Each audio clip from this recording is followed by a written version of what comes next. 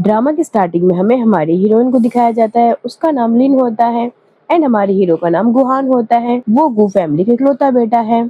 उसकी शादी को 3 साल हो गए हैं, लेकिन वो अपने पति से एक बार भी नहीं मिली है और 3 साल पूरे होने में सिर्फ 3 महीने रह गए हैं। उसे पता चलता है कि उसका पति डाइवोर्स चाहता है एंड उसको मैसेज किया है। फिर वो अगले दिन अपनी बेस्टी के साथ कुछ कपड़े खरीदने जाती है एक मॉल में, लेकिन वहां पे एक नक्चड़ी सी लड़की उसका कपड़ा छीन लेती है एंड एक्सीडेंटली हमारा हीरो भी अब्रॉड से चाइना वापस आ जाता है एंड उसने वही मॉल खरीदा होता है एंड वो अपनी बीवी को देख रहा था। उसकी बीवी है। इधर वो औरत बोल रही थी कि तुम्हें तो बस बेचा गया है गू फैमिली में तुम, ताकि तुम्हारी लिन कंपनी चढ़ सके। वो उसे थप्पड़ मार देती है और कहती है तुम कौन होती हो मेरे बारे में बोलने वाली। गुहोंग इस प्यारी सी लड़की का चेहरा जान जाता है कि वो सीधी सादी नहीं है बल्कि बहुत चंट है। फिर भी वो उसकी वाइफ होती है। वो हेल्पर को इशारा करता है एंड हेल्पर उस मॉल के मैनेजर को इशारा करता है। इसके बाद मैनेजर आता है, बोलता है माफ करिएगा मिसेस गू, हमें पता नहीं था कि आप यहाँ पे आई हुई हैं, आपको परेशानी हुई इसके लिए माफ करिए। वो उस लड़के से कपड़ा छीनता है और उसकी इंसल्ट कर रही थी उस लड़की को मॉल से परमानेंट बैन कर देता है एंड मैनेजर माफी मांग रहा होता है। माफ कीजिए मिसेस गू, हमसे गलती हो गई, हम आपको पहचान नहीं पाए। वो उसे बोलते है कोई बात नहीं। इधर हमारा हीरो बड़े ध्यान से उसे देख रहा था। याद करता है कि माँ ने कहा था कि यह जो उसकी वाइफ है उससे शादी करवा रही है, यह लिन परिवार की बेटी है, ये गाँव में रहती है लेकिन उसका खानदान बहुत अमीर है, इसमें कोई गड़बड़ी नहीं है, तुम शादी कर सकते हो। तो उसने अपनी माँ के खातिर शादी करने के लिए हाँ कर दी थी क्योंकि बहुत ज्यादा बीमार थी। दिन बे दिन उसकी माँ को चिंता हो रही थी उसकी शादी की। उसे इधर हमारी हीरोइन घर पे आती है। उसे पता चलता है उसकी मेड से कि मिस्टर गू वापस आ रहे हैं। वो बिल्कुल भी खुश नहीं होती क्योंकि 3 साल से जब वो गू मेंशन में नहीं था तो वो खुद ही मिस्टर गू बस को पैसे भेज दिया करते थे, पैसे उसके लिए काफी थे। वो नहीं चाहती थी कि गू आए। इधर मिस्टर गू आ जाता है। वो समझ जाती है कि मुझे से डाइवोर्स लेगा एंड डिवोर्स लेने के लिए आया है। वो सोचती है कि मैं जितने खर्चे करती हूँ वो कहाँ से करूंगी डिवोर्स के बाद। इधर मिस्टर गू अपनी अपनी वाइफ से पहली बार मिलता है। वो उसका वेलकम करती है और दोनों एक दूसरे से हैंडशेक करते हैं क्योंकि दोनों एक दूसरे से पहली बार मिल रहे थे, भले ही उनकी शादी 3 साल पहले हो गई थी। इधर हमारा हीरो गार्डन में घूम रहा होता है, तभी वो देखता है लीसी को। इधर लीसी को सोच रही थी कि शादी के 3 साल हो गए पर उसका पति उससे मिलने के लिए नहीं आया, हमेशा रोड में ही रहा। अब तलाक का समय हो रहा है, 3 साल का कॉन्ट्रैक्ट था, अब कॉन्ट्रैक्ट खत्म हो रहा है। तब उसका पति आ गया, वो भी 2-3 महीने पहले। ये क्या चाहता है मुझसे? मिस्टर गू पूछते हैं तुम यहाँ पे क्या कर रही हो? वो बोलती है बस मैं टहलने आई थी। फिर वो उसको कहती है कि आप चिंता मत करो, हम जल्द ही कॉन्ट्रैक्ट के हिसाब से डिवोर्स ले लेंगे, मैं आपकी लाइफ से चली जाऊंगी और डिवोर्स होते ही आप मुझे कंपनसेट करेंगे 50 मिलियन का। वो बोलता है लगता है तुम्हें पैसों से बहुत ज्यादा प्यार है, तुम तो गांव में रहती हो ना, तो उतने तो तुम्हारे लिए पैसे काफी होंगे, इतना क्यों सोच रही हो? वो बोलती है कि हाँ मुझे पैसों से काफी प्यार है, पैसों के बिना सब कुछ बेकार है। उसकी ये बातें सुन के गू को लगता है कि उसकी वाइफ बहुत लालची है। नेक्स्ट सीन में हम देखते हैं कि ये लोग सुबह सुबह ब्रेकफास्ट कर रहे होते हैं। इधर वो अपना खाना खत्म कर लेती है क्योंकि गू के पास उसे ज्यादा देर तक रहना पसंद नहीं होता है, उसे थोड़ा सा अजीब लग रहा होता है। वो उठ के चली जाती है डाइनिंग टेबल से। उधर जो उसकी मेड होती है वो बोलती है कि आपके पति 3 साल बाद वापस आए हैं, आपको उनके साथ दूरियां नहीं बनानी चाहिए, आपको जानना चाहिए आपके पति को क्या खाना पीना पसंद है। जहाँ पे मेड से कहती है कि मेड आप क्या भूल गई, जिस दिन मेरा शादी हुआ था वो फैमिली में आई थी, आपने मुझसे कहा था कि मुझे उनकी लाइफ में इंटरफेयर नहीं करना है, बस मुझे कॉन्ट्रैक्ट के हिसाब से उनसे शादी करवा दी गई है, जैसे ही कॉन्ट्रैक्ट खत्म होगा तो मुझे गू परिवार छोड़ना होगा। तो मेड अपनी कही हुई बात को याद करती है और कहती है कि हाँ मैडम आप बात सही कह रही हैं, यस, तो मैंने खुद ही आपको कहा था मिस्टर गू के कहने पे, तभी मैंने आपको ये बातें बोली थी। वो कहती है कि फिर ठीक है, मैं उनकी लाइफ में इंटरफेयर नहीं करना चाहती हूँ, बस एक रोल निभा रही हूँ मिसेस गू होने का, मैं उनको परेशान नहीं करूंगी, ऐसा बोल के वहां से चली जाती है।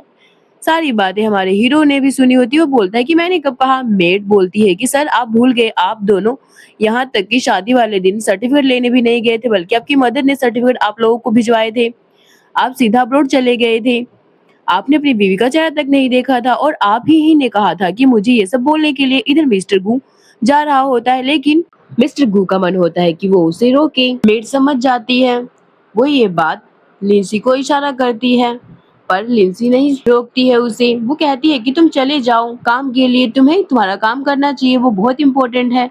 ये देख के हमारा हीरो हैरान होता है कि भले ही वो अपनी बीवी से बहुत कम टाइम के लिए मिला पर उसे रोकना चाहिए था। मेड भी ये बात कहती है कि उसे रोकना चाहिए था, पर वो मेड से कहती है कि आप समझ नहीं रही हैं, अगर मैं उनको रोकूंगी तो उन्हें परेशानी होगी, हम दोनों इतने भी करीब नहीं हैं। वो बोलती है आप चिंता मत करो। मेड उसे गले से लगा लेती है। मास्टर आपको तंग नहीं करेंगे। इधर हमारा हीरो सोचता है कि उसे भले ही नहीं मिला, लेकिन मैं भले ही घर पे नहीं आया, लेकिन टाइम पे उसे मैंने पैसे दिए थे, वो मुझे पसंद नहीं करती। इसके बाद वो ओल्ड हाउस बुलाया जाता है, जहाँ पे वो अपनी सासू माँ से मिलती है। वो उसे मैड से मिलती है, जिस घर में वो रहा करती थी। वो मैड उसकी सासू माँ ने भेजी थी, ताकि वो पता कर सके कि उनकी बहू और बेटी में रिश्ता कैसा चल रहा है। अब सास को पता चलता है कि 3 साल हो गए, लेकिन उनके बहू एक बार भी अपने पति से नहीं मिली। सासू माँ बोलती है तुम्हारा बहुत गलत हुआ है, और मेरा बेटा फाइनली अब्रॉड से काम खत्म करके चाइना वापस आ गया है। आज मैं उसे सबक सिखाऊंगी, उसकी हिम्मत कैसे हुई, अपनी बीवी से एक बार भी नहीं मिला। मेड भी कहती है हाँ मैडम ये बात सच है, मास्टर कभी भी घर पे नहीं आए। तब तक पीछे से गू भी वहाँ आ जाता है। उसकी मदर उसे कहती है कि धिक्कार है तुम जैसे बेटे पर। वो थप्पड़ मारने जा रही होती है, लेकिन हमारी हीरोइन रोक देती है, कहती है नहीं मॉम, इसमें मेरी गलती है। मन में सोच रही होती है कि इसकी पिटाई होगी तो उसके पति की तो उसे पैसे नहीं देगा वो, और वो मना कर रही होती है। मेड उसे पकड़ लेती है, तुम इतनी अच्छी लड़की हो, लेकिन मास्टर बिल्कुल भी अच्छे नहीं, उन्होंने तुम्हें बहुत बुरी तरीके से 3 साल तक ट्रीट किया। इसके बाद सासू माँ होती है, वो अपने बेटे गू को कोड़े बरसा देती हैं। उसके ऊपर हमारी हमारी हीरोइन से देखा नहीं जाता है। वो मेड से हाथ छुड़ा के बीच में आती है और सासू माँ को अपने पति को पीटने से रोकती है, कहती है मेरा हस्बैंड है, और उन्हें ऐसा करने से मना करती है। इसके बाद डॉक्टर उसे दवा देके जाते हैं कि चोट पर लगा लेना। इसके बाद वो कहता है कि मैं बाथ लेके आता हूँ। नहाने के लिए चला जाता है। जब वो नहा के आता है तो देखता है कि उसकी बीवी सो चुकी है। वो सोचता है कि मैं तुम्हारा असली चेहरा देख चुका हूँ, लेकिन मुझे पता है तुम सिर्फ भोली बनने का दिखावा करती हो। इसके बाद अगले दिन फिर से उसका पति ऑफिस जा रहा होता है, लेकिन आज वो फिर से उसकी बीवी अपने पति गुहोंग को घर पे रुकने के लिए नहीं बोलती है। इस बात से उसे बहुत बुरा लगता है कि अब मैं उसके करीब आने की कोशिश कर रहा हूँ, तब भी वो मुझे इग्नोर मार रही है। अब उस मेड ने जबरदस्ती भेज दिया होता है खाना लेके, आप मास्टर को दोपहर में लंच दे के आना होगा, क्योंकि उसमें ब्रेकफास्ट करके नहीं गए। आप जल्दी से जाके उनके पास लंच पहुंचा दो। कि अब वो मिसेस गू थी तो उसका पति मिसेस गुहोंग है, उसका काम तो करना पड़ेगा। मिस्टर गू को जब पता चलता है कि उसकी वाइफ आई है, तो वो अपने टीचर से उसे मिलवाता है, क्योंकि उसके टीचर वहाँ आए हुए थे उससे मिलने। उसके टीचर्स की काफी तारीफ करते हैं, कहते हैं तुम दोनों काफी करीब हो। वो कहता है टीचर आप किसी काम से आए हैं क्या? वो कहते हैं नहीं, बस ऐसे ही घूमने आया हूँ अपनी डॉटर सू से मिलने के लिए। इसके बाद हमारी हीरोइन बताती है कि आपने सुबह खाना नहीं खाया था, इसलिए मैं आपके लिए खाना लेके आई हूँ। फिर वो उसे अपने ऑफिस में लेके आता है ताकि वो खाना खा सके। इसके बाद वो खाना खाना चालू करता है। फिर वो उसको बोलता है तुम काफी अच्छी ड्रेस पहन के आई हो। वो उसको बोलता है तुम अपनी रियल चेहरा क्यों नहीं दिखा देती हो। यह सुन के तो उसका मुंह बन जाता है कि लगता है उसे मेरे पर शक हो गया है, मैं सीधी सादी लड़की बनने का नाटक कर रही हूँ। इसके बाद गुहोंग उसे एक पार्टी में ले जाने की बात करता है। वो तैयार हो जाती है, वो अपने पति के साथ पार्टी में जाती है। उसका पति बोलता है कि मैं बिजनेस मीटिंग करके आ रहा हूँ, तुम यहाँ बैठो।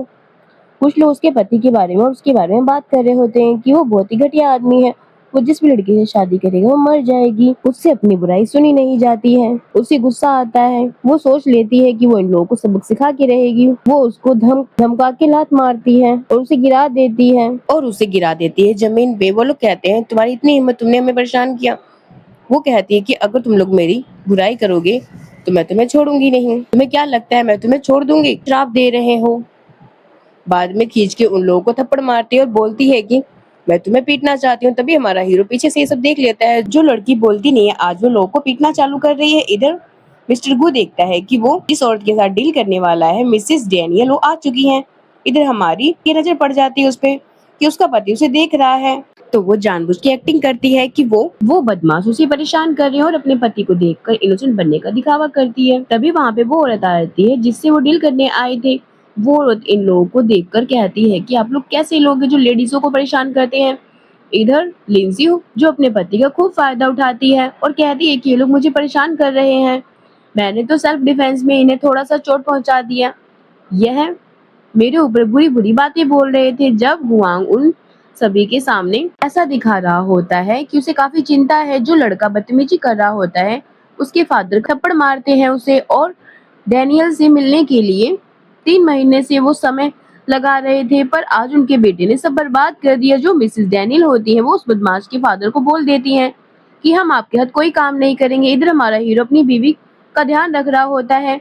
इसके बाद वो उसे गाड़ी में लेके जाने के बाद कहता है चलो घर चलते हैं। इधर वो वही बातें याद कर रही होती है कि इधर उसके दिमाग में वही बातें याद आ रही होती हैं कि अभी उसकी वाइफ इतनी कमजोर बन रही थी और थोड़ी देर पहले उसने सबको थप्पड़ मारा। वो बोलता है कि तुमने जो किया वो सब मैंने देखा। हाँ, मैंने देखा तुमने उन लोगों को पीटा। अब मेरे बारे में क्या सोचोगी? इसमें सीधी सादी हो। वो कहती है नहीं नहीं, मैं अपना सेल्फ डिफेंस कर रही थी क्योंकि वो बुरी बुरी बातें बोल रहे थे। वैसे भी मैं कभी ऐसा नहीं कर सकती हूँ किसी के साथ, मैं हमेशा शांत रहती हूँ। वो सब बोलता है कि ठीक है, अब समझाने की जरूरत नहीं है। सभी लोग घर पे आ जाते हैं। इधर हम सीन में देखते हैं जहाँ पे असिस्टेंट पूछता है कि बॉस, डिवोर्स का पेपर का क्या करवाना चाहिए? वो बोलता है कि अभी रुक जाओ, अगर मुझे कुछ भी गड़बड़ लगती है तो मैं डिवोर्स ले लूंगा। ऐसा बोल के वो अपने हेल्पर ऐसे बोलकर वो निकल जाता है। इसके बाद सीन कट हो जाता है। इधर हमारी हीरोइन को देखते हैं जो अपने हस्बैंड को दवाई लगाने के लिए आ रही होती है। वो कहती है मैं दवाई लगा दूं और दवा लगाने लगती है। इधर हमारा हीरो को लग रहा होता है कि क्या उसकी वाइफ लिंसी उसे प्यार करती है, कि लिंसी इसलिए कर रही थी क्योंकि मिस्टर गू रिच होता है एंड उसके सारे खर्चे मिस्टर गू कंप्लीट करता था। अगर वो मिस्टर गू का ख्याल रखेगी तो मिस्टर गू उसे उतना ही पैसा देगा क्योंकि मिस्टर गू इस एशिया के सबसे अमीर आदमी था। वो उसके ऊपर ही बैठ के दवा लगाने लगती है एंड मेड को कुछ गलत लगता है। मेड वहां पे दूध लेने के लिए आई होती है लेकिन मेड वहां से भाग जाती है। इधर हमारी हीरोइन उससे माफी मांगती है कि मेरा ऐसा कोई इरादा नहीं था, तुम मुझसे हाइट में बड़े हो, मैं सोच रही थी मेरा हाथ वहां तक पहुंच जाएगा तुम्हारी पीठ तक ताकि मैं दवा लगा सकूं। वो बोलता है मुझे समझाने की जरूरत नहीं है, मैं समझ गया। इसके बाद वो बोलती है कि मैं सोफे पे सोऊंगी। उसका पति बोलता है सोफे पे सोना ठीक नहीं रहेगा। जहाँ पे वो जवाब में बोलती है कि तुम्हारी पीठ में चोट है, अभी तुम बेड पे सो जाओ। अभी मैं सोफे पे सो जाती हूँ लेकिन टाइम टाइम पे कभी तुम बेड पे कभी मैं सोफे पे सो जाऊंगी। मिस्टर गोहोंग कॉल करता है मेड को और उसे सोफे को ले जाने के लिए बोलता है ताकि वो लोग एक ही बेड शेयर कर सके। नौकरानी, क्योंकि नौकरानी जो होती है वो गुहोंग की माँ के लिए काम करती है ताकि वो इस घर की सारी खबरें पहुंचा सके गुहोंग को की माँ को। इस बात पर लिंसी भी जानती थी। ये सासू माँ की भेजी हुई मेड है। ये घर की सारी बातें सासू माँ के पास लेके जाती है। इधर मेड पूछती है कि आप दोनों साथ नहीं सो रहे क्योंकि क्योंकि उसका प्लान कामयाब हो जाता है एंड उसकी वाइफ लिंसी उसके साथ बेड पे सोने को तैयार होती है। वो बोलती है आंटी आपने गलत समझ लिया, ऐसा कुछ भी नहीं है, मैं बाद में उसे पी लूंगी, आप भी जाके आराम करिए। फिर वो इधर वो बोलती है कि आंटी दोबारा भी आ सकती हैं हम चेक करने के लिए, हमें चेक करने के लिए। आंटी का मतलब मेड और बीच में तकिया लगा देती है। हम दोनों पीलू पार नहीं करेंगे लेकिन गुहोंग होता है वो चाहता है कि उसकी वाइफ लिंसी उसे हक करके सोए और उसे कंबल हटा देता है जिससे उसे ठंड लगना चालू हो जाती है एंड धीरे धीरे वो मिसिस गुहोंग को हक करके सो जाती है। मिस्टर गुहोंग चेक करता है वो सो रही है या नहीं। वो देखता है बहुत गहरी नींद में है। गुहोंग लिंसी के साथ सो जाता है। अब मॉर्निंग का सीन दिखाया जाता है। गुहोंग बोलता है कि देखो तुमने मुझे कैसे पकड़कर रखा है। उसे विश्वास ही नहीं होता है कि वो ऐसा कैसे कर सकती है। वो अच्छे से सो रही थी, वो तो उनसे तकिया भी लगाया था। गुहोंग वो कैसे पकड़ के सो सकती है। इधर वो हमारी हीरोइन खाने की टेबल पे बैठी होती है, उधर अपने पति से कुछ बातचीत कर रही होती है। इधर शाम का सीन होता है जहाँ पे वो एक पार्टी में गई होती है। पता चलता है कि इस पार्टी में मिस्टर गोहोंग भी आया हुआ होता है लेकिन जो मिस्टर गोहोंग होता है उससे ज्यादा खास बात नहीं करता है और इसके बाद वहां से चला जाता है। यहाँ पे देख के उसकी फ्रेंड थोड़ा समझ जाती है गुहोंग मिसेस लिन दोनों पति पत्नी हैं और दूसरे से बात क्यों नहीं कर रहे हैं। इसका मतलब है मिस्टर गुहोंग लिंसी को पसंद नहीं करता। मेरे पास मौका है मिस्टर गुहोंग को पटाने का। इधर वो गुहोंग की फ्रेंड बोल रहे होते कि तुम्हारी बीवी इतनी दूर बैठी हुई है, क्या तुम कर रहे हो। दोस्त बताता है कि उसकी बीवी उससे प्यार नहीं करती है और एक नाटक कर रही है। तभी हमारी हीरो की नजर पड़ती है और एक आदमी है जो उसकी बीवी लिंसी के करीब जा रहा होता है, उससे बातचीत करने के लिए कोशिश कर रहा होता है। वो जेलस होता है गुहोंग। वो अपने हेल्पर को बोलता है कि अपने दोस्त को एक बंदे से वहां पे हटवा दे और दोस्त वैसा ही करता है, बदमाश लिंसी से दूर ले जाता है। और हम सीन में देखते हैं कि विशु गुहोंग के करीब जाने के लिए हमारी हीरोइन को चारा बनाती है एंड मिस लिन को बोलती है कि ये फ्लावर संभाल के रख सकती है थोड़ी देर के लिए। वो तैयार हो जाती है कमरे के अंदर, देखती है गुहोंग वहां पर एक वास रखा हुआ है वो इस गमले में फूल लगा सकती है? वो बोलता है हाँ, क्यों नहीं। बाद में देखता है कि उसकी वाइफ है तो वो चली गई, लेकिन उसे फर्क नहीं पड़ता है, बड़े आराम से वो वहीं सो रहा होता है। तभी तो कपल आते हैं एंड हंसी हंसी मजाक में वो खेल खेल में वो वाश गिर जाता है, गमला टूट कर गिर जाता है, जहाँ पे गुहोंग की नींद खुल जाती है और वो काफी माफी मांगते हुए सभी जानते हैं गुहोंग बहुत बड़ा रूड आदमी है। गुहोंग घमंडी है, सभी लोग उसे डर रहे होते हैं। गुहोंग उनको माफ नहीं करता है, बड़े कड़े शब्दों में कहता है यहाँ से चले जाओ। वो दोनों गर्लफ्रेंड बॉयफ्रेंड वहां से निकल जाते हैं। उस लड़के की गर्लफ्रेंड यह तक कह देती है कि मिस्टर गुहोंग काफी बुरे हैं। हम अगले सीन में देखते हैं जहाँ पे मिशु पूछ रही होती है कि वो वास कहाँ रखा है। वो बोलती गुहोंग के पास, जहाँ पे मिशु बताती है कि ये प्राइवेट विला है, गुहोंग का है। मिशु प्लान बनाती है कि मास्टर गुहोंग अपनी बीवी को पसंद नहीं करते हैं।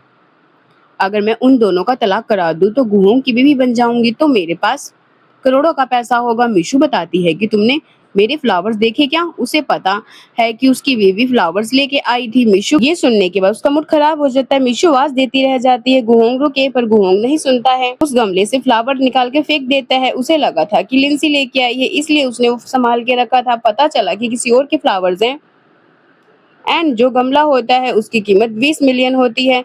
इधर वह गुस्से में जाता है मीटिंग करने के लिए। इधर हमारी हीरोइन रास्ते में मिल जाती है हेल्पर से, बोलता है कि मिस ये कॉफी पहुंचा देंगी मास्टर गुहोंग के पास, क्योंकि वो और भी काम है क्योंकि मुझे और भी काम है। तो वो तैयार हो जाती है, क्योंकि छोटे मोटे काम तो कर सकती है क्योंकि वो उसका पति है।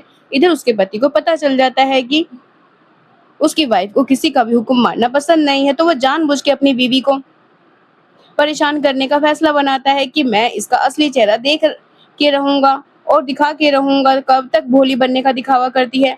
वो इधर बोल रहा था। इसके बाद मिस्टर गु अपना काम में लग जाता है। इधर वो सोने की कोशिश कर रही होती है क्योंकि नाइट हो रहा होता है, उसे नींद आ रही होती है। गुहोंग का मीटिंग खत्म हो जाता है, लेकिन आज वो उसका प्लान होता है कि वो उसकी वाइफ क्यूट और भोली भाली होने का दिखावा करती है, इसलिए वो उसको परेशान करने के लिए बोलता है कि मेरे लिए मिल्क लेके आओ। वो मिल्क लेके आती है, लेकिन गुहोंग होता है, वो कहता है कि मुझे मिल्क पीने का मन नहीं है, मुझे बुक पढ़ के सुनाओ ताकि मुझे नींद आ जाए। वो उसके पति के कहने पे बुक लेके आती है और बैठ जाती है, उसको सुनाने लगती है। वो बोलता है कि हाँ, आराम से सुनाना, मैं भी जाग रहा हूँ, क्योंकि वो बिना बुक पढ़े मुझे नींद नहीं आती है।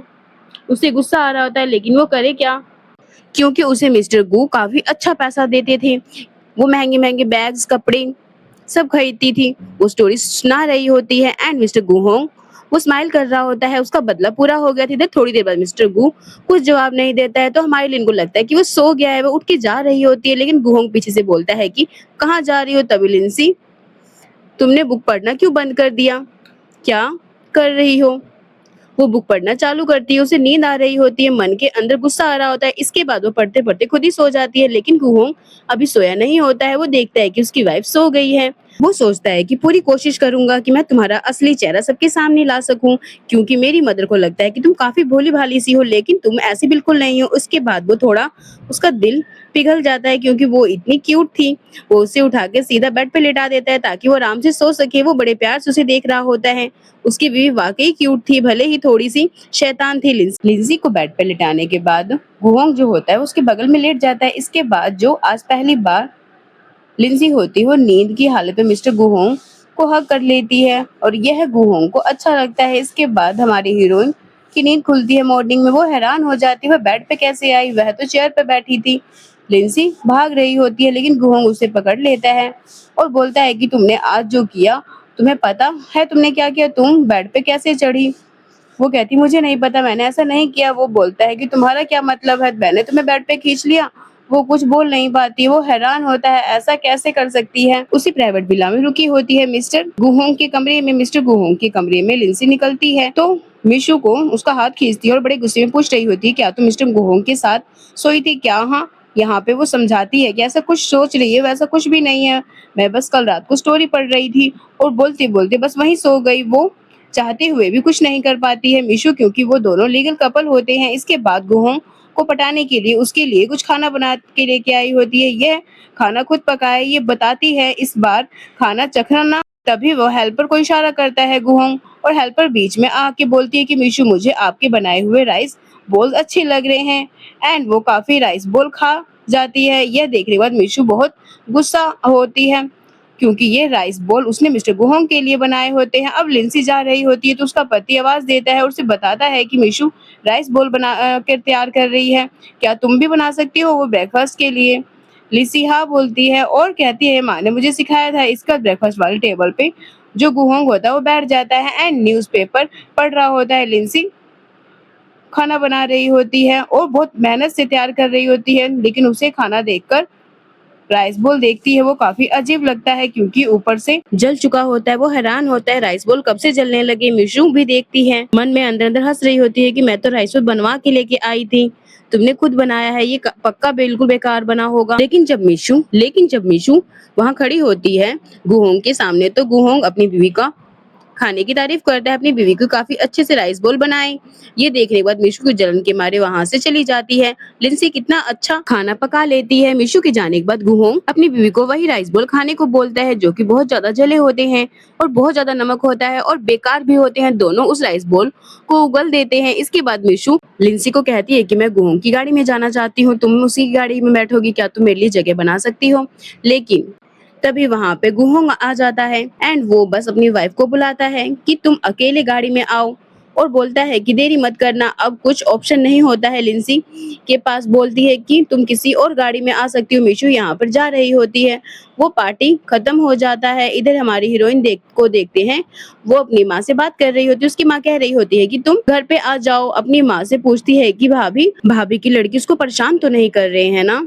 वो कहती है नहीं, अब अभी तो कुछ नहीं कर रही हैं, बस तुम घर पे आ जाओ, तुम बहुत दिनों से घर पे नहीं आई हो हमसे मिलने। इधर जो उसकी यह बात होती है हमारा हीरो भी सुन लेता है।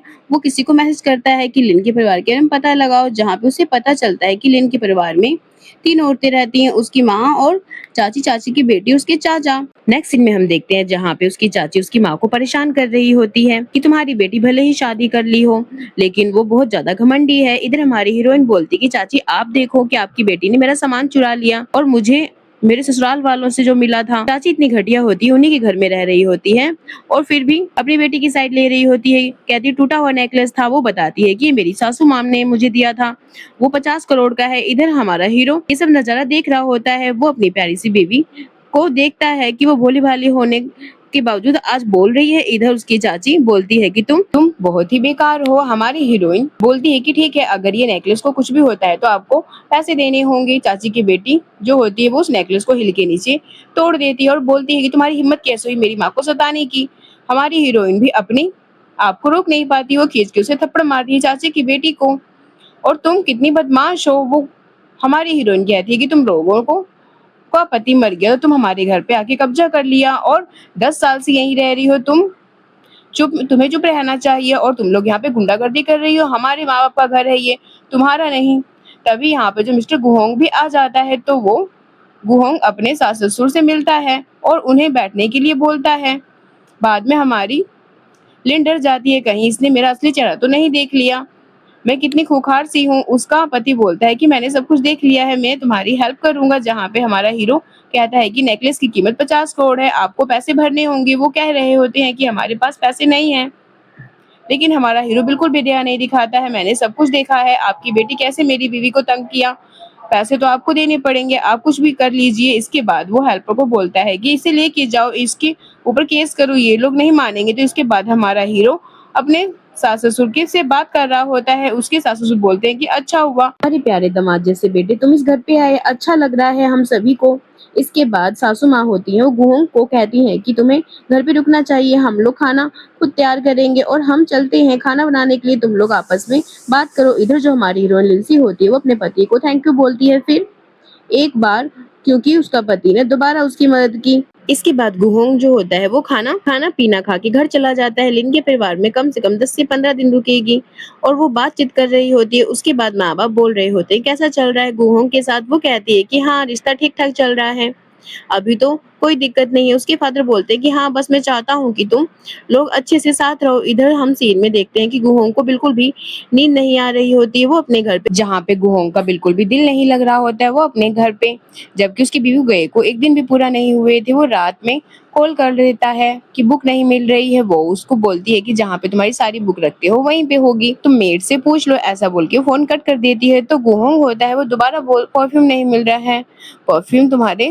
क्लॉथ वाले कबर्ड में होगा, जबकि गुहोंग के हाथ में होता है परफ्यूम। तभी वो उसे परेशान करने के लिए लिंसी से बात करने के लिए ऐसा कर रहा होता है। इधर लिंसी बोलती है कि तुम मेड से क्यों नहीं पूछ लेते हो, मेड को तो सब कुछ पता होगा, सामान कहाँ रखा है। इसके बाद उसे बता बता देती है कि ये सामान होगा। वो फिर फोन कट कर देती है। लिंसी सोचती है कि उसके पति अक्सर अपना काम खुद करता है, आज उसे ये सब चीजें पूछने की जरूरत क्यों पड़ रही है। इधर गुहोंग को देखते हैं, वो अगले दिन कंपनी में काम कर रहा होता है। वो देखता है कि उसकी वाइफ ने उसे एक बार भी कॉल नहीं किया, वो अपने घर पे चली गई।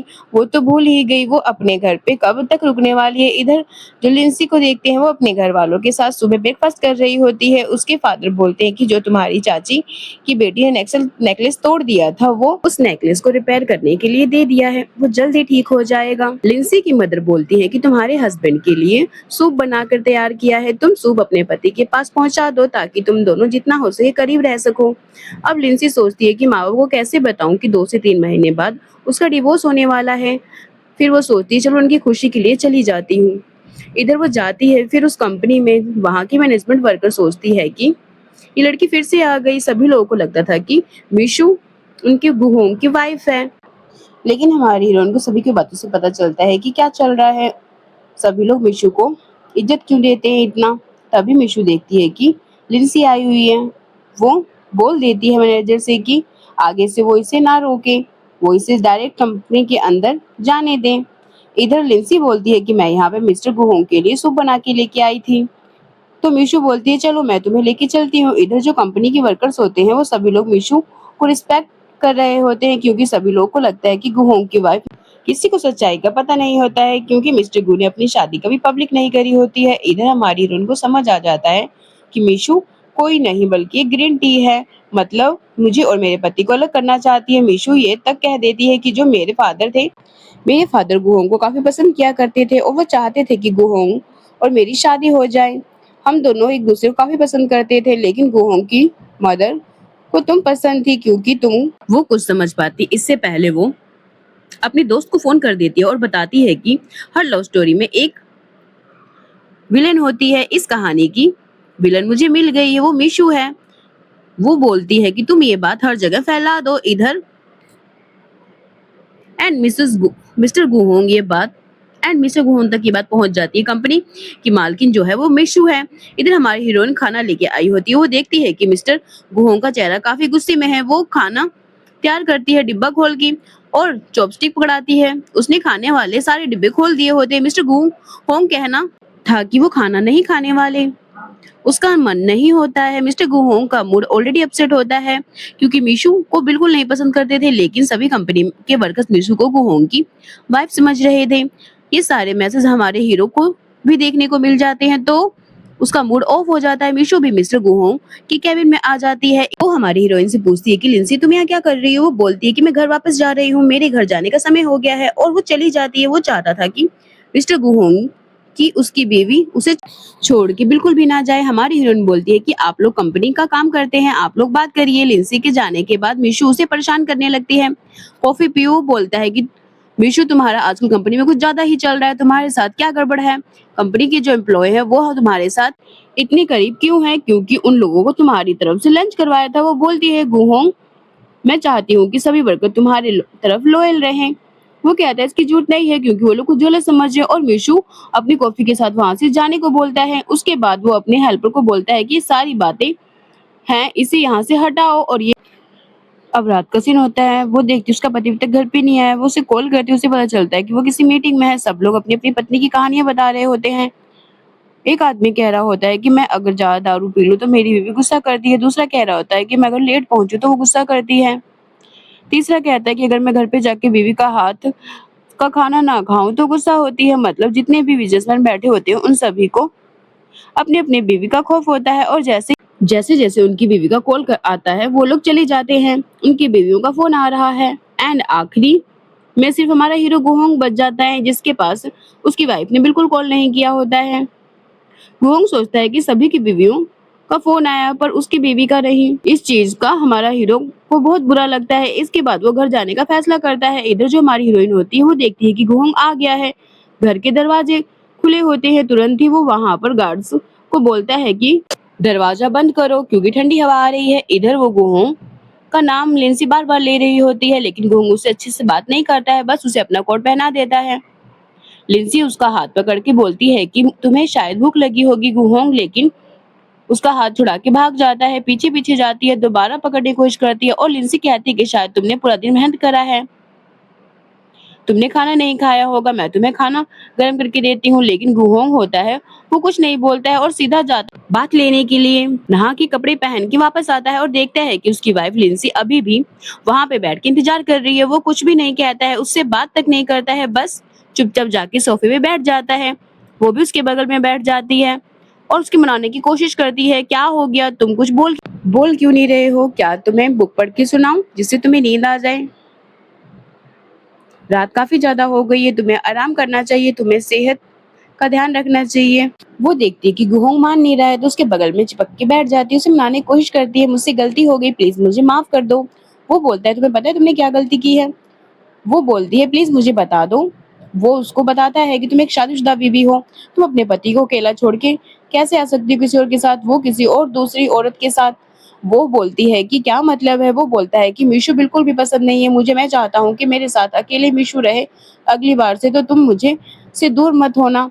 वो अपनी बीवी लिंसी को यह बात बोलता है, जहाँ पे लिंसी बोलती है कि अगली बार कभी भी मीशू को तुम्हारे पास नहीं आने देगी, मैं तुम्हारा चिपकने की कोशिश करेगी तो मैं पक्का जरूर तुम्हें उसे दूर करूंगी। वो अपने पति नेक्स्ट सीन में हम देखते हैं वो बुक पढ़ रही होती है, उसे पता चलता है मिस्टर घोंग मिल नहीं रहे हैं, वो स्विमिंग पूल में गए थे पर उनका पता नहीं चल रहा है। वो जाकर देखती है स्विमिंग पूल वाली मेज पे एक नेकलेस रखा होता है। तभी वहां पीछे से उसका हस्बैंड आ जाता है। वो डर जाती है, वो बोलता है कि क्या हो गया? वो बोलती है मैं तुम्हें ढूंढने के लिए आई थी, रात हो गई है, कहीं तुम्हें ठंड ना लग जाए। वो उसको बोलता है कि ये नेकलेस तुम्हारे लिए तैयार किया था, क्या ये नेकलेस तुम्हें पसंद आया? उसे वो पसंद होता है पर वो कुछ बोल नहीं पाती है, वो जवाब नहीं दे पा रही थी, पीछे पीछे कदम बढ़ा रही थी। वो बस यूं ही बोल पाती, बोलता है कि कुछ नहीं बोल रही। एंड आखिर में मिस्टर गोंग लिंसी के इतनी करीब आ जाते हैं कि वो फिसल के स्विमिंग पूल में गिर पड़ते हैं। इसके बाद जो लिंसी होती है उसे जुकाम लग जाता है, वो काढ़ा पी रही होती है। वो सोचती है कि स्विमिंग पूल काफी देर से गुहोंग भी नहा रहा था, लेकिन उसे तो कुछ नहीं हुआ, वो तो एकदम ठीक है और वह हल्का सा डूबे, उसे जुकाम हो गया। इधर वो कंपनी में काम कर रहे होते हैं तो हमारी हीरोइन उसे फोन करती है, तुम दोपहर का खाना खाओगी? वो बोलता है हाँ क्यों नहीं। इधर वो उससे पूछता है कि क्या तुम्हारा जुकाम ठीक हुआ? वो कहती है अभी नहीं। गुहोंग कहता है कि लिंसी फिर मैं मीटिंग खत्म करके आ रहा हूँ। मैं पहली बार गुहोंग जल्दी से मीटिंग खत्म कर देता है और सभी लोगों को लगता है कि अपनी बीवी से मिलने के लिए चला गया।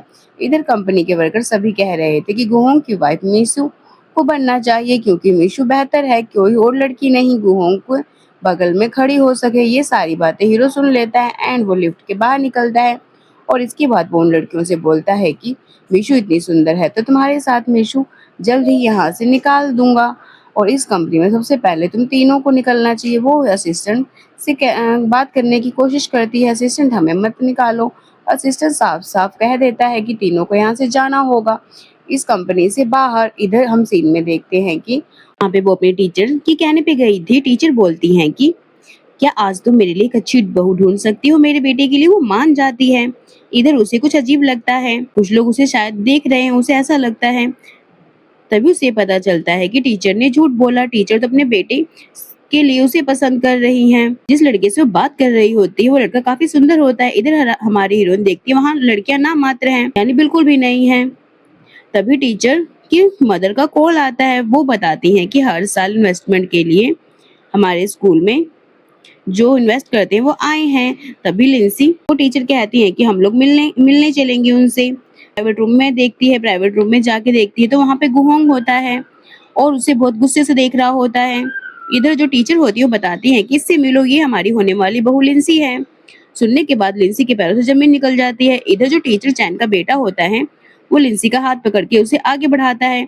गुहोंग से मिलो, ये हर साल इस स्कूल में इन्वेस्टमेंट करते हैं करोड़ों का। टीचर बोलती है लिंसी, मिस्टर गू को नमस्ते कहो।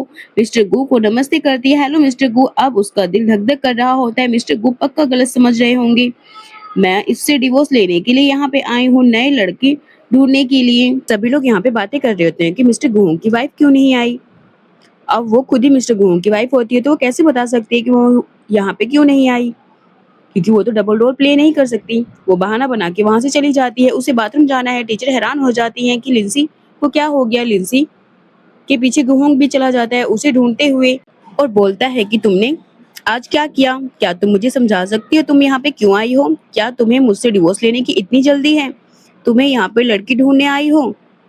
वो बिना कुछ कहे हीरोइन को अपनी तरफ खींचता है, इसके बाद वो उसे बाइट कर लेता है। वो उसको बोलता है कि तुम जाके अपने टीचर को बोल के आओ कि तुम्हारी शादी हो चुका है वो मेरे साथ। वो रोने लगती है कि मैं उन्हें नहीं बता सकती हूँ। वो बोलता है इसका मतलब तुम मुझे डिवोर्स देना चाहती हो, तुम्हें इतनी जल्दी है मुझे डिवोर्स दे के नए हैंडसम लड़के ढूंढने की। ऐसा बोलकर वो गुस्से में वहां से चला जाता है और कहता है तुम्हें जो भी करना हो वो करो। उसके पास कोई और ऑप्शन नहीं होता। वो अपने टीचर को सारा सच बता देती है कि जब पढ़ाई छूट गई थी तब उसने कंपनी में कहीं काम नहीं किया, बल्कि उसकी शादी गु परिवार में हो गया। गुहों के साथ ऐसा बोल के वो चली जाती है, मुझे माफ करना। इसके बाद वो मेड से पूछती है कि मास्टर घर पे आ गए क्या। मेड बताती है कि हाँ वो घर पे आ गए, खाना वगैरह नहीं खाया है। मिस्टर गुहोंग के लिए सूप लेके जाती है और बात करने की कोशिश करती है। मिस्टर गुहोंग आपके लिए सूप रखा है, आप इसे खा लेना।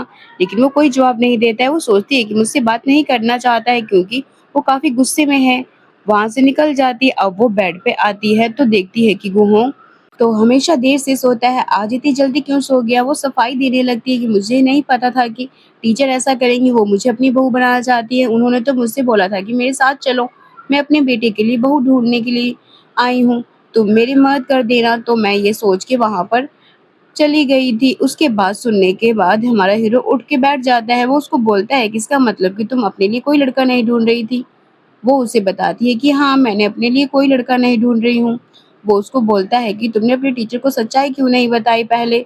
वो बोलती है क्योंकि मेरा शादी आपके साथ पहले कर दिया गया था, इसी वजह से मैंने अपनी पढ़ाई छोड़ दी थी। सभी लोग सोचते हैं कि मैं इंडिपेंडेंट नहीं हूँ, मैं अपने पैरों पे खड़ी नहीं हो सकती हूँ, तभी मैंने शायद जल्दी में शादी कर ली। उसको मिस्टर गुहोंग उसे माफ कर देता है। लिंसी फिर सो जाती है। फिर पता नहीं उसके दिमाग में क्या आता है, वो लिंसी को किस कर लेता है। लिंसी उठ जाती है, उसे समझ नहीं आता क्या हो गया है।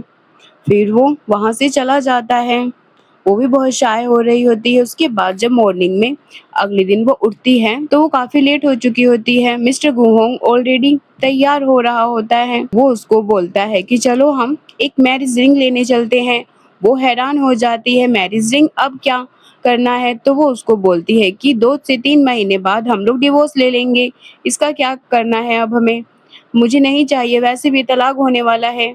यहाँ पे गू को गुस्सा आ जाता है। वो गुस्से में अपनी टाई फेंक कर वहां से चला जाता है। वह जाते जाते बोलता है कि हमें शाम को पार्टी में जाना है और हमारे हाथ में रिंग नहीं है तो हमें रिंग लेने भी जाना होगा। ये सुनने के बाद वो मान जाती है और उसका दिमाग चेंज हो जाता है। मेड उसको बुलाती है ब्रेकफास्ट के लिए। वो फैसला करती है कि वो मिस्टर गुहोंग के साथ जाएगी मेरी रिंग खरीदने के लिए, ताकि वो लोगों को लगे कि वो लोग शादीशुदा हैं। इसके बाद वो एक बड़े से मॉल में पहुंच जाते हैं। उनको उनको बोलती है कि मेरी मैरिज रिंग दिखा दो। वो एक ही करके रिंग दिखाने लगते हैं। बहुत देर बाद अंगूठी देखने के बाद, छाटने के बाद उसी में से एक सेट पसंद आता है। वो एक गुहोंग के हाथ बढ़ाने को बोलती है और एक गुहोंग के हाथ में पहना देती है और एक खुद पहन लेती है और सोचती है कि हाँ अंगूठी अच्छी है, उनके हाथों में अच्छी लग रही है। वहां का मैनेजर भी उन लोगों की तारीफ करता है कि वाकई में आप लोगों के हाथों में बहुत अच्छी लग रही है। तो मिस्टर गू पेमेंट कर देता है। इसके बाद हमारी हीरोइन एक और ज्वेलरी देखती है। उसके पास ज्वेलरी नहीं होती है क्योंकि उसके पति से मिलने के बाद उसे सिर्फ पैसे ही भेजता था वो, और गिफ्ट तो देता ही नहीं था। कुछ लड़कियां पीछे बातें कर रही होती हैं। लड़कियां बातें कर रही होती हैं कि लिन परिवार की बेटी है जिसे परिवार ने उसके बेच दिया है और उस परिवार में शादी करने के लिए इन दोनों के बीच में अभी प्यार जैसा कोई रिश्ता नहीं है। पूरे 3 साल हो गए हैं। मिस्टर गू जब ये बातें सुनता है तो वो उनको भगा देता है। वो बोलता है कि तुम्हें बिल्कुल भी बुरा नहीं लगा, आपस में क्या बातें कर रही थी हम लोगों के बारे में। वो कहती है मुझे क्यों बुरा लगेगा, वो तो सच्चाई कहती 3 साल से तुम मुझे मिलने भी नहीं आए, ये सच्चाई है। इसके बाद फिर वो अपना ज्वेलरी देखने लगती है। ये चीज सुनने के बाद हमारा हीरो को बुरा लगता है, ऐसा कब हो गया, लोगों को कब ऐसा लगने लगा कि वो मेरी वाइफ नहीं है। वो अपने हेल्पर को बोलता है तुमने मुझे क्यों नहीं बताया, यह सब ऑफिस में चल रहा है। वो बोलता है कि बॉस आपने पूछा नहीं, आप तो काम में बिजी थे, अब्रॉड गए हुए थे, मैं आप इतनी बिजी थे अब्रॉड में इसलिए मैंने बताया नहीं। चाइना में क्या चल रहा है कि कंपनी में लोग क्या सोचते हैं आपकी और आपकी बीवी के बारे में। फिर वो अपनी बीवी के लिए खुद कॉफी खरीदने के लिए जाता है एंड लंबी लाइन में लगकर कॉफी खरीदता है। उसे जो अंगूठी खरीदी होती है उस अंगूठी की फोटो खींचता है और उसे अपने आईडी पे अपलोड कर देता है कंपनी के ग्रुप में, ताकि सभी लोगों को लगे कि वो मीशू का पति नहीं है बल्कि लिंसी का पति है। इधर लिंसी एक नेकलेस पसंद किया होता है एंड वो रिंग भी पसंद करती है जो सिंगल रिंग होती है, लेकिन वो देखती है कि उसका पति ही नहीं है। अब पति ही नहीं है तो पेमेंट कौन करेगा। तभी वो देखती है कि थोड़ी देर बाद उसका पति वहां पे आ गया। वो उसके लिए कॉफी लेके आया होता है। हमारी हीरोइन को लगता है कि लिंसी के लिए कॉफी गुहोंग लेके आया है। वो पूछती है तुम मेरे लिए कॉफी लेके आए, लेकिन गुहोंग इतना शर्मीला होता है कि वो साफ मना कर देता है कि मैं तो कॉफी नहीं लाया, असिस्टेंट लाया है। ये सुनने के बाद वो बोलती है कि अच्छा ऐसा है क्या। फिर वो उसको बताती है कि मैंने ये सेट पसंद किया है, इसका पेमेंट कर दो। फिर वो कहती है कि तुम्हारा असिस्टेंट काफी अच्छा और प्यारा है, वो मेरे लिए कॉफी लेके आया। मतलब मिस्टर गुहोंग ने खुद ही अपने पैर पे कुल्हाड़ी मार ली। जो उसकी तारीफ उसको मिलनी चाहिए थी वो उसकी जगह असिस्टेंट को मिल रही है। इधर हमारी हीरोइन असिस्टेंट की तारीफ करती है, उसके लिए खुद कुकिंग करने की बात करती है और उसको एक प्यारा सा छोटा सा टॉय भी गिफ्ट कर देती है कि मेरा फेवरेट टॉय है। इसके बाद वहां से निकल जाते हैं। असिस्टेंट तो डर जाता है कि अब बॉस उसका क्या करेंगे। इसके बाद वो अपना गिफ्ट ले लेता है असिस्टेंट से, क्योंकि वो कॉफी वो लेके आया था। असिस्टेंट कहता है बॉस अगर आप कॉफी लेके आए तो आपने अपनी वाइफ को बताया क्यों नहीं। वो बोलता है कि तुम चुप रहो थोड़ी देर और मुझे जल्दी से वो गिफ्ट दो। वो उसे ले लेता है और वो लॉकेट होता है। इसके बाद हम इस सीन में देखते हैं कि मिशु को आज पहली बार कंपनी में इंतजार करना पड़ता है गुहोंग से मिलने के लिए, क्योंकि सभी लोगों को सच्चाई पता चल गई थी कि गुहोंग की वाइफ मिशु नहीं लिन है। और वो मैनेजर भी पहले काफी उसकी इज्जत किया करती थी, पर अब वो मिशु को उसकी औकात दिखा देती है। लेकिन मिशु बोलती है कि तुम्हें इस कंपनी से निकलवा दूंगी। तभी वहां पे हंगामा खड़ा हो जाता है एंड मिशु होती है वो वहां पे वर्कर को थप्पड़ लगा देती है। इधर हमारी हीरोइन भी आ जाती है, जहाँ पे वो हीरोइन बोल देती है कि ये सब क्या चल रहा है।